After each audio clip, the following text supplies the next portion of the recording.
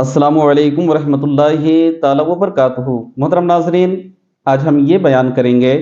کہ فرض کی ایک ہی رکعت میں سورہ فاتحہ تلاوت کرنے کے بعد دو سورتیں ضم کرنا یہ کیسا ہے۔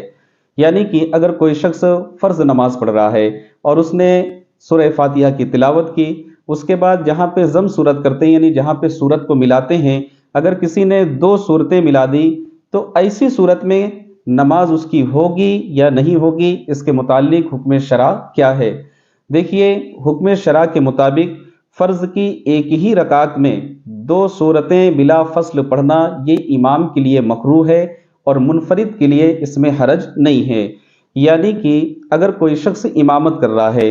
اور اس نے سورہ فاتحہ کی تلاوت کی اور اس کے بعد ایک سورت ضم کی، اور جہاں سے وہ سورت ختم ہوئی جو ضم سورت ہے اس کے آگے دوسری سورت کی شروعات ہے تو اس نے دوسری سورت کو پڑھنا شروع کر دیا، تو ایسا کرنا امام صاحب کے لیے یہ مکروہ ہے۔ لیکن اگر منفرد یعنی اگر کوئی تنہا نماز پڑھ رہا ہے، منفرد کہتے ہیں تنہا نماز پڑھنے والے کو، اکیلے نماز پڑھنے والے کو، تو اگر کوئی منفرد یعنی تنہا نماز پڑھنے والا سورہ فاتحہ کے بعد ایک سورت ضم کرنے کے بعد دوسری سورت کو کنٹینیو کر دیا تو اس کی نماز ہو جائے گی۔ لیکن فصل کے ساتھ ایک ہی رکعت میں دو صورتیں پڑھنا، دو صورتیں ضم کرنا، چاہے امام ہو یا منفرد ہو، دونوں کے لیے یہ مکروہ ہے۔ مثال کے طور پہ کسی نے اگر سورہ فاتحہ کی تلاوت کی، اس کے بعد ایک سورت ضم کی،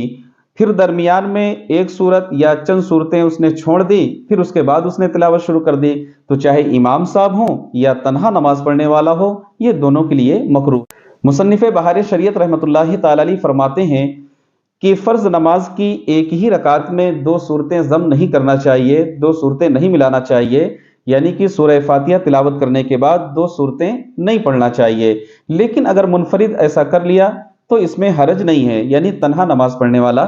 اگر سورہ فاتحہ تلاوت کرنے کے بعد دو صورتیں اس نے پڑھ لیا تو اس میں حرج نہیں ہے، بشرط کہ ان دونوں صورتوں کے درمیان فاصلہ نہ ہو، چاہے ایک صورت کو ہو یا چند صورت ہوں۔ اگر چند صورت چھوڑ کر یا ایک صورت کو چھوڑ کر دوسری صورت کی تلاوت کی تو ایسا کرنا یہ مکروہ ہے۔ تو معلوم یہ ہوا